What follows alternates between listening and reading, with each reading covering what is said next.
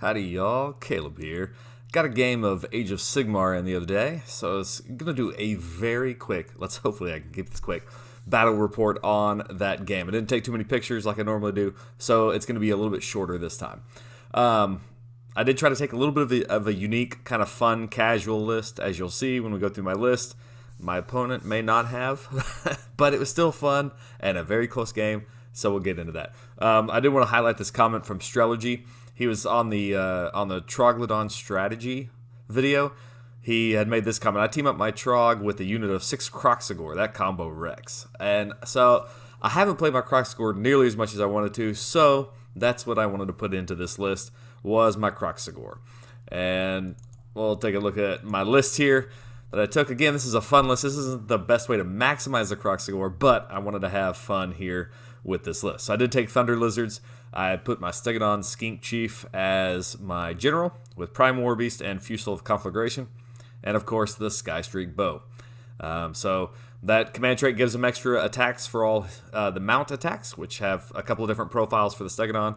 The Fusil does some mortals. It can also destroy itself, which it tends to do quite a bit if you roll a 1, but it does have a potential to do some mortals at range.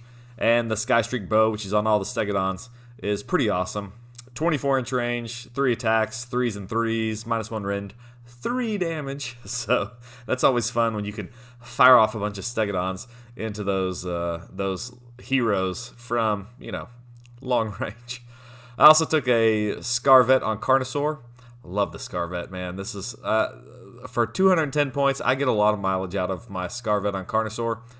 Even when he's not in Kotal's Claw, I think that's where he's best, but just on his own, he can do a lot of damage. I'm going to pair him up with the 15 Saurus Knights. Yes, 15. I really just wanted to run all the ones that I have painted.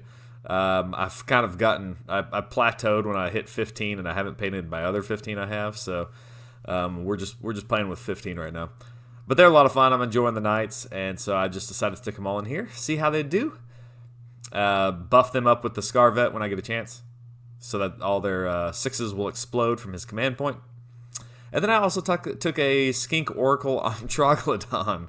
Yes, not your typical hero choice, but, he's not bad. For 220 points, yes, I know, Croak is way better.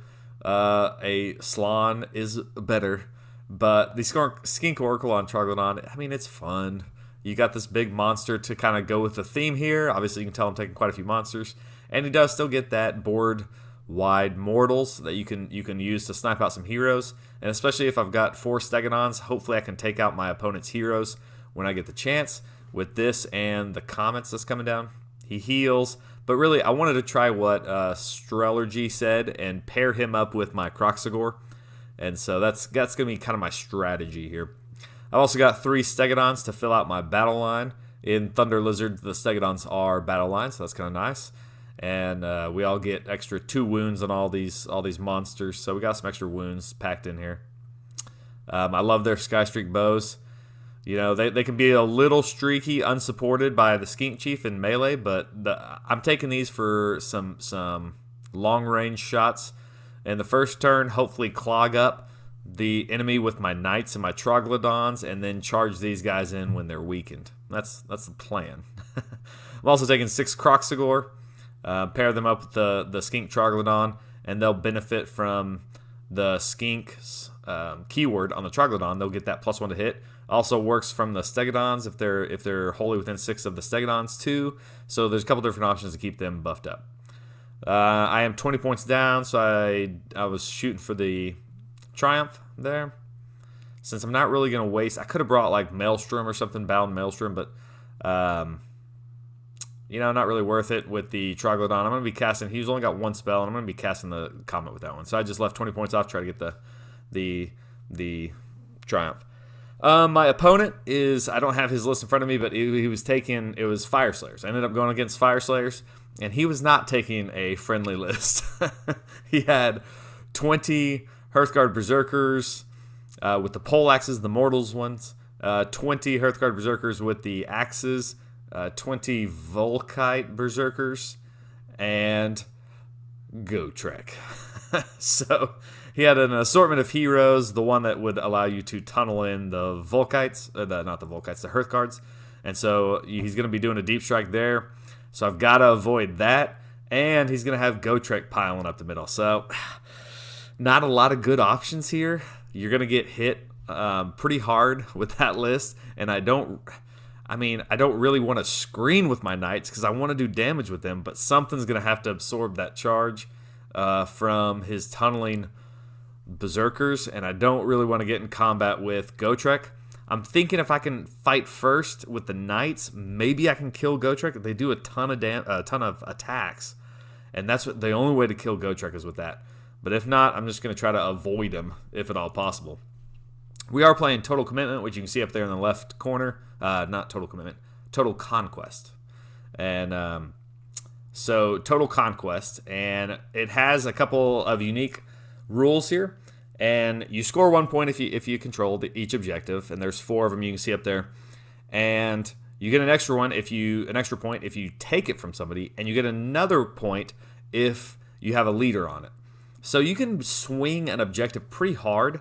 You know, you can get 3 points on each objective if you're taking them from somebody and you have a leader there. So the point system is pretty dynamic, and I really like this. After we've played it. I think I'm gonna go back to this game type again. I haven't played it very much in 2020 GHB. Obviously, there's been no tournaments, but I kind of like this one. It does have a unique deployment, but at least it's not long ways. It is that sideways deployment there, and so you can stand on your side of the table, which is nice. I don't have a picture. I'll get to the first picture I have, which is after my turn and into his turn, but. Since we're in this kind of funky deployment here in the corner, I did set up all my Knights on this left side, and I'm going to try to swing them up that way. And I put my Kroxigor to kind of hold the back line with the Troglodon, hopefully get off his mortal spells a couple times. And then I'm just going to send all my Stegadons up this side and kind of pincer him in. Although I know at some point he's going to send GOTREK one of those directions, and he's going to tunnel in a bunch of guys. So I don't have any real good options, but I can't run away forever. You've got to engage GOTREK at some point, especially when you don't have screens. Otherwise, he will get into your important pieces if you don't get to him. He's going to run them turn 1, and then by turn 2 he might be into you. Turn 3 definitely he'd be onto your home objective there. He's not quite as slow as you think because you usually auto run him turn 1 with the command point. Get him 10 inches up the board. Anyway, so in my first turn, you can kind of see this is taken into his turn, but I'll explain quickly what I did. I did bring the Knights over here, and my Troglodons are holding. My Troglodons and my Kroxigor are holding here, and then I didn't commit all my Stegadons yet. I didn't really want him bringing in his Volkite Berserkers, which Hearthguard Berserkers. Man, these guys, the name convention on Fyreslayers frustrates me. I can't ever remember. He ended up bringing them up top, but I was afraid he was going to bring him back in here, and at least I didn't want him to score my objective turn 1 before I could answer. So I kept my Skink Chief back and kind of strung out these 3 guys. But because I did have to go turn 1, I didn't really have a lot of good targets to shoot with those Stegadons, and so their shots were kind of wasted turn 1. In fact, I think I did some mortals on his backline heroes with the Troglodon spell. Hit pretty well with those, but that was about it. He didn't have a wizard, so I was going to be able to cast that comet just about every turn. And his heroes are pretty weak, and so I was able to kill off his heroes fairly quickly in the battle. But I sit him up there. That one Stegadon is able to score that objective, and we score these 2 here as well. I've got leaders on all of them but this one, so I think I scored 5 points maybe. I didn't keep track of the score. This was a quick, friendly game, so we don't have a ton of pictures, but wanted to give it a rundown anyway. On his turn, he did run GOTREK, so GOTREK's there in the middle now. I did try to keep these Knights back as far as I could, but still score this objective, because I knew I definitely didn't want him to get in a charge turn 1, so I was back more than 16 inches from him based on his 4-inch move and 12-inch charge. So I knew he wasn't going to get to me turn 1, so he did run him. And now it's going to be on to turn 2 to see who got that that priority roll. He brought these guys in, and they did not get that charge there, and so they're stuck back there too. So it's coming down to a good priority turn 2 roll, and if I can get it, then I can punch in a couple of these Stegadons. I can send these guys into attack, and maybe we're in business. But he gets the turn. He gets the turn 2 priority, so he's double turned me there. And he does send GOTREK into these Saurus Knights. He sends these guys into that Stegadon there. And now he's got a lot of good attacks to put out. So he does attack with GOTREK first. He was a little worried that the Knights would be able to put a bunch of attacks on him, so he did attack with GOTREK first. And to be honest, his first attack wasn't really that powerful. He didn't have he kind of rolled bad, didn't get any mortals, and I am taking 1 off the damage that he's doing on his normal attack. So I think he killed maybe 4 or 5 Knights, which I was happy with. I was fine with that. So I did attack up here with the Stegadon. To be honest, they didn't kill all that many Hearthguard Berserkers. He still had his hero here, so he still got that 4-up ward save. So the Stegadon just wasn't really able to do much. Killed off, I think it was like 2 or 3 guys per Stegadon activation up here. And it turns into basically just a grind between these 2 Stegadons and those Hearthguard. He almost kills one in that turn, and he takes this one down pretty far. He gets that charge in and is attacking both of them. They survived by like 1 health maybe. So they were barely alive. I was able to attack back with the Knights and cause a whole of 2 wounds to GOTREK. Every wound you can put on GOTREK is precious. I did get like 4 or 5 of them in with the pile-in. He made his charge, and he kind of got in close to the Stegadon, thinking if he could clear enough of these, he could pile in again to the Stegadon, but he didn't clear them. I was able to put 2 wounds on GOTREK, and then he was able to attack again and killed off most of the rest of the Knights. It was bad. It was bad. And I think at the end I still had maybe 4 or 5 left, but I had killed so many, or he had killed so many, and I didn't have a command point to start this game with, and I can't remember what I did with my command point. Maybe I had used it on something. I don't remember. Either way, I wasn't able to battle shock those guys. And maybe I used it to run. I think I had maybe used it to run the Knights so they could score that objective. Maybe that's what I'd use my command point. If so, that was a terrible allocation of command point. But probably necessary to score that objective or something. Maybe I rolled low on their run or something. I don't recall, but I didn't have a command point to battle shock these guys, and I lost the rest of them to battle shock because I wasn't able to pile this guy in because of where the Knights were before GOTREK's second attack. He didn't really get to attack. He was just kind of screened out. So lost a Stegadon over here, all my Knights here. Not a good battle round, but in my turn, so bottom of 2. I was able to get all these, and I think I have a picture of this. I was able to get all my Kroxigor. Oh, there's my flying V of the Knights. Rest in peace, Knights. I was able to get all my Kroxigor into GOTREK in my turn. And I'm thinking I've got to do something.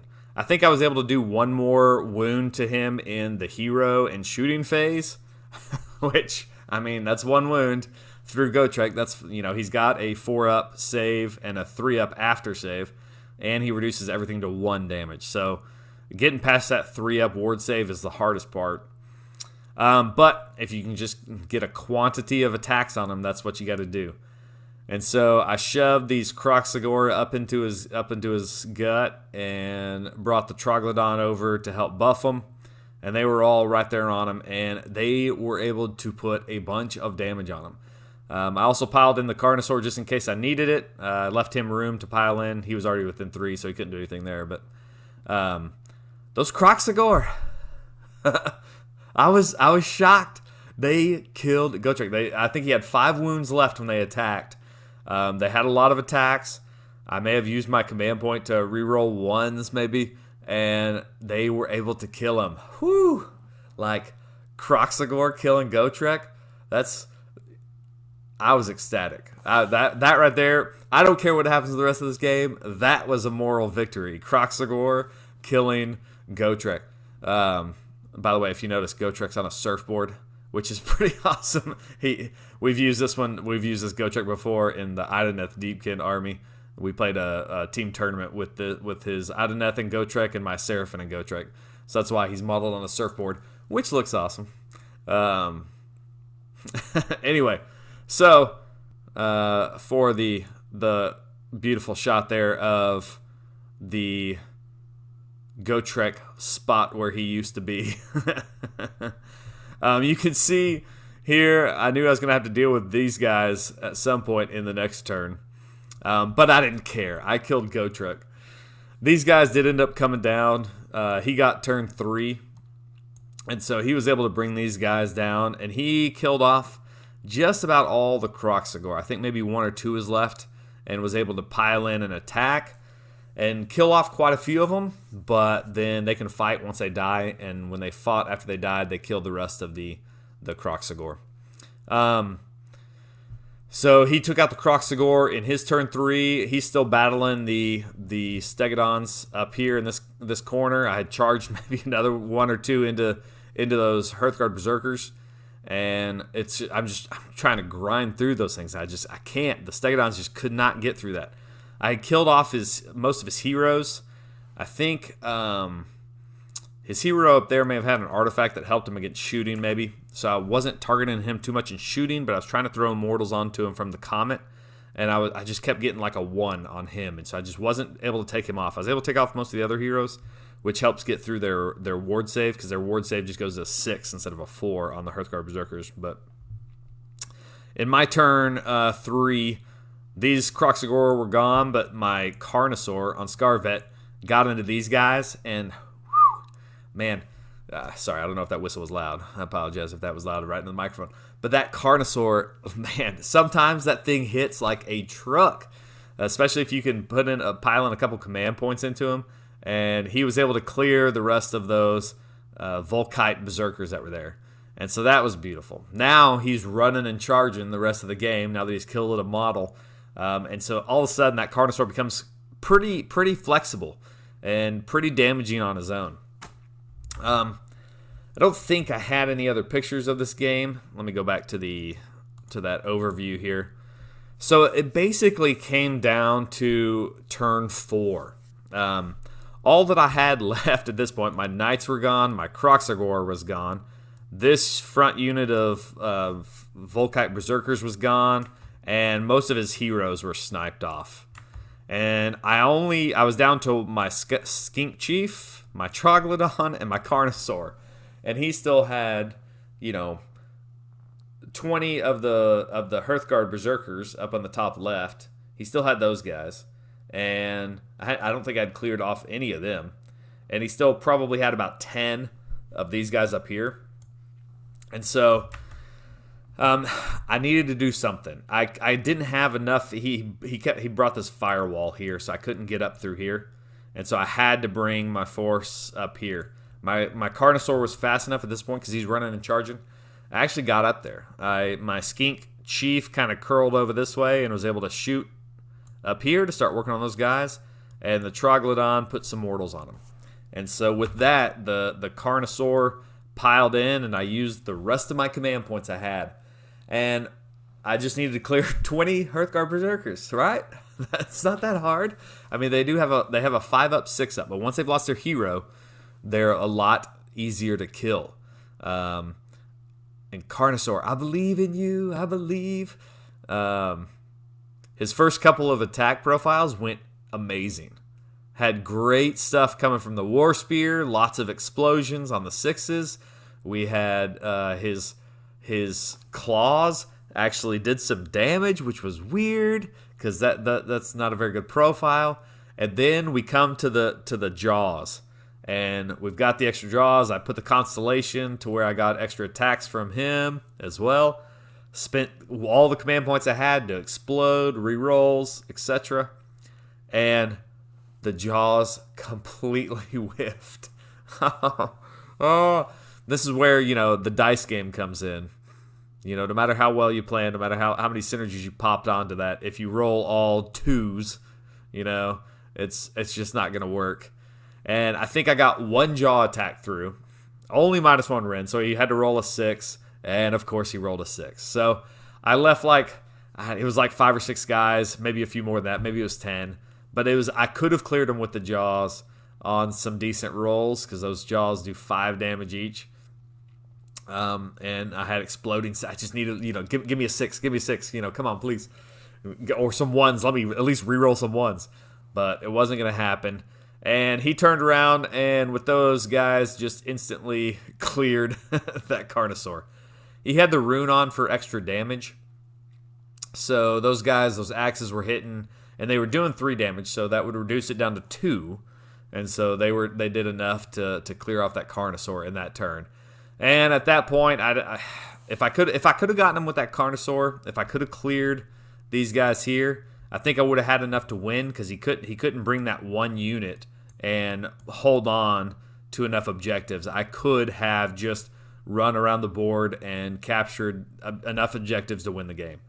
But since I couldn't clear that unit, I had 2 units, he had 2 units, and he was up on points, so he could literally just sit on his objective or slowly move up and take mine, or fight one of my Stegadon Chief or Troglodon leftovers. So at that point, there was only his turn in 4, and then turn 5 left over. So we shook hands. Fyreslayers got the win, but it was so close. If that stinking Carnosaur hadn't missed on all the jaws, I think I would have had a chance. It would have been closer. But you know what? I took a fun list, and I was going up against a bunch of Hearthguard Berserkers and GOTREK, and it was close. So I was happy. That was a win for me right here. I'm just happy that excuse me, that my Kroxigor killed GOTREK. That right there, man. Those Kroxigor, I gotta level them up or something. Give them a special token on their base or something. Anyway, fun game. Definitely a fun list I took there. It was a fun game with Chris and his Fyreslayers and Hearthguard Berserkers. All right, that's it for today. Man, I thought I was going to do this quick, and I still talked for 20 minutes. Thanks for sticking around, guys. We'll see y'all next time.